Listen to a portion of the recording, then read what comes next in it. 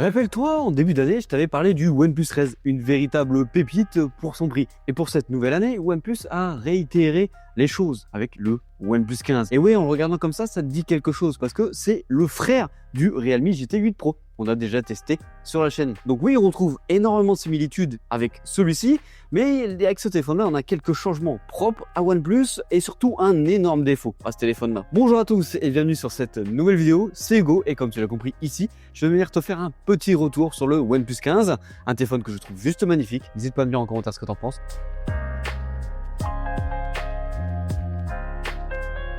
Bien sûr, comme d'habitude, n'hésite pas à t'abonner et à liker et surtout à venir t'abonner par exemple juste ici à l'Instagram de la chaîne. Ça pousse la chaîne et ça c'est hyper cool. Alors, niveau tarif, pour le 12 Go de RAM, 256 Go de stockage, on est à 979 €.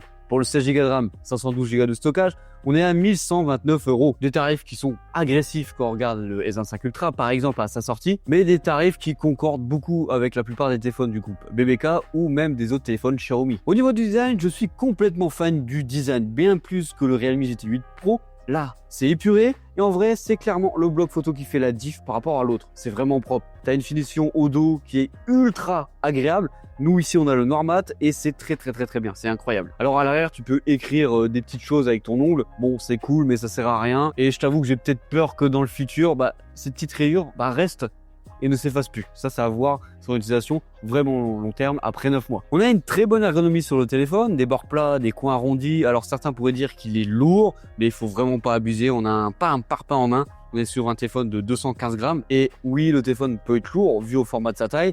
Mais c'est normal, vu l'énorme batterie qu'on a à l'intérieur. T'inquiète pas, je te reparle après. La taille du produit, c'est 16 cm de haut pour 7,67 de large pour 0,88 cm de hauteur. Juste ici, on a toujours un bouton qui est similaire à ce qu'on avait avant chez OnePlus, mais maintenant qui nous permet de prédéfinir des actions. Par exemple, comme juste ici, je te montre en direct.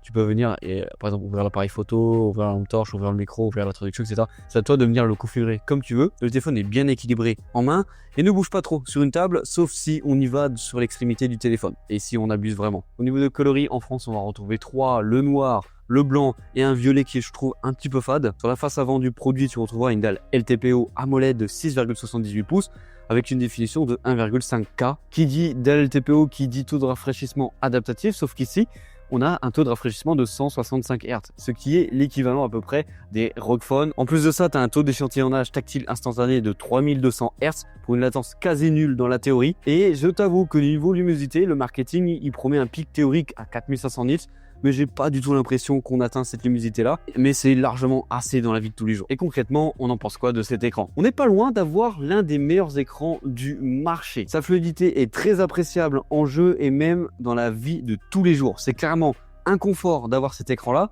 Bon, comme d'hab, ça ne concerne que moi, mais je préfère toujours mettre l'écran en mode vif, alors que par exemple sur le Realme GT8 Pro, je l'avais laissé en mode naturel. En gros, il est parfait pour jouer et pour le multimédia. Tu ne seras pas déçu avec celui-ci. Niveau de la puissance, OnePlus ne va pas vendre ce téléphone-là seulement avec son processeur ultra puissant. Ils vont appeler ça le Tri-Chip, ce qui va venir combiner, bien sûr, le Snapdragon 8 Elite Gen 5, mais aussi la mémoire et le stockage, avec l'utilisation de la LPDDR5X Ultra Plus pour la mémoire et pour le stockage on est sur la norme UF 4.1, ce qui te permet des vitesses en jeu et des vitesses de réaction beaucoup plus intéressantes. Et quand je te dis ça, tu vois pourquoi je t'ai dit au début que OnePlus visait le ROG Phone ou le Ren Magic. Alors dans la revue, je soulève quand même certains points si tu viens jouer. Déjà, le téléphone surchauffe assez vite au bout de 10 minutes de jeu, ce qui dans la théorie devrait faire couper les applications au bout d'un certain moment s'il chauffe trop. Mais dans une utilisation normale, le téléphone ne surchauffe pas. C'est vraiment sur les jeux ultra gourmands, par exemple du Fortnite. Hormis cela, le téléphone c'est clairement un monstre de puissance. C'est normal, il y a la dernière puce et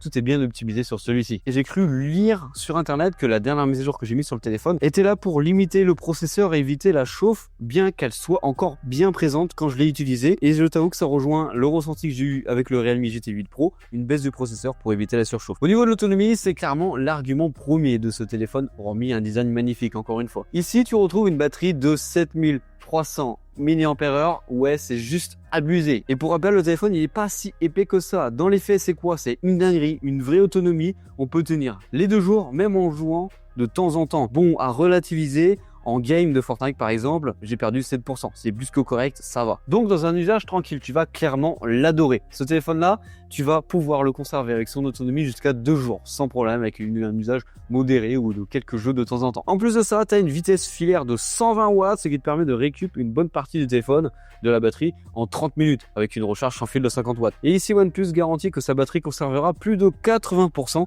de sa santé après 4 ans d'utilisation. Au passage, tu retrouveras bien sûr ce téléphone-là en description si tu souhaites aller l'acheter, ça soutiendra énormément la chaîne. Alors quand tu m'écoutes, tu peux me dire ouais, le téléphone en soi, il est parfait, il y a juste une minute surchauffe de temps en temps, mais on va dire que ça me concerne pas. Alors, il a une énorme faille ce téléphone-là, et de ce que j'ai vu, je suis pas le seul à le penser. C'est vraiment véridique, c'est concret, c'est la photo, elle déçoit énormément. Parce que tu l'as vu, on a perdu le partenariat avec Hasselblad pour avoir le moteur maison, le détail Max Engine. Et aussi, OnePlus a réduit la taille de ses capteurs par rapport à ses téléphones précédents et ça se voit direct en photo. Ici, en capteur principal, tu as le Sony IMX 906 avec une ouverture f1.8. En gros, c'est un 50 mégapixels. Tu as un petit téléobjectif avec un zoom optique 3,5, c'est un 50 mégapixels et tu as un ultra grand angle de 50 mégapixels avec un capteur selfie de 32 mégapixels. En plein jour, c'est plutôt bon avec une approche beaucoup plus naturelle que le GT8 Pro de Realme. Le piqué de jour, il est excellent, mais en faible luminosité, on a un effet dit peinture à l'huile. En gros, le logiciel, il va venir lisser le bruit de manière assez agressive. De toute façon, tu peux le voir actuellement sur les photos de nuit ou sur les photos avec une faible luminosité. Le zoom, lui, il est juste OK. OK pour l'année 2021. Parce que le zoom optique, il est juste correct et dès qu'on part à du x10, c'est vraiment chaud. Ce que, lui, le Realme GT8 Pro comble largement. En soi, les photos de jour, en selfie ou avec le capteur principal sont bonnes à condition d'être dans l'atmosphère parfaite. C'est dommage quand on sait que ces deux frères ont un tel objectif plus que bon. On parle ici du Oppo Find X9 Pro ou du Realme GT8 Pro. Et surtout que même un Xiaomi 15T Pro est bien meilleur en photo pour moins cher. En ce qui concerne les vidéos, je te laisse les regarder dès à présent pour te donner un petit avis, que ce soit de nuit ou de jour. Là, on est parti en 4K 60 images par seconde avec ce petit OnePlus 15. On va venir bien l'embêter avec énormément de détails. Tiens, on va aller voir ici si j'ai le focus. Ok, là, elle l'a bien fait. Il a un peu du mal quand même à faire le focus. C'est quand même assez long à faire le focus en vidéo, contrairement à d'autres téléphones. 3,5 pardon. Ça c'est plutôt pas mal par contre. x7. On va bien les épingles. Maintenant ça va voir sur un écran beaucoup plus grand. Pour voir ce que ça donne. Là on va changer la caméra. Hop, on passe à la caméra selfie. On a une transition quand même assez fluide. On verra bien au montage et surtout toi au retour vidéo. Pour voir si c'était plutôt cool et que ça n'a pas coupé ma voix pendant que je parlais. Parce que sur certains téléphones, sur Samsung, ça fait un peu ça quand tu switches la caméra. Tu as une partie de ta voix qui est un peu coupée si tu as un discours un peu long. Là, on est face au soleil qui est là-bas. Donc ça, c'est plutôt cool. On retourne avec la caméra externe. Et on va aller checker. J'aime bien faire ça ici. On va voir s'il arrive à faire le focus entre les branches. On va partir en 3x5. Est-ce qu'il arrive à faire le focus derrière sur l'eau? Ouais, il arrive à le faire, plutôt que sur les branches devant. Ça, c'est un truc un peu compliqué quand même. On va aller checker de ce côté-là. 3.5. x7. Ok, on descend sur l'eau.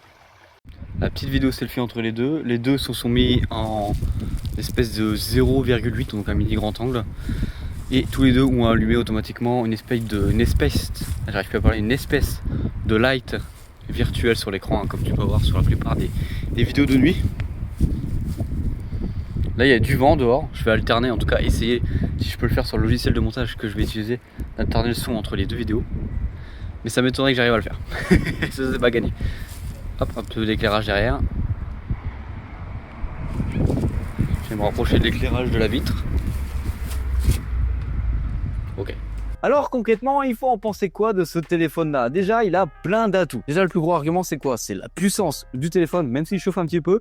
Une énorme autonomie. Je ne dirais pas simplement une autonomie énorme, mais une autonomie record. Un écran qui est vraiment très bien. Un design magnifique qui change un petit peu des autres téléphones à l'arrière, mais des photos très loin derrière la concurrence. Donc voilà, on arrive sur la fin de cette vidéo concernant ce petit OnePlus 15. Il me déçoit un petit peu plus que l'année dernière, surtout au niveau de la photo, mais pour une personne dont la photo, ce n'est pas le plus grand centre d'intérêt, il fera le taf largement et comblera ton bonheur. Voilà, c'était Hugo Sarr chez Gigatop, comme d'habitude. Allez, bisous!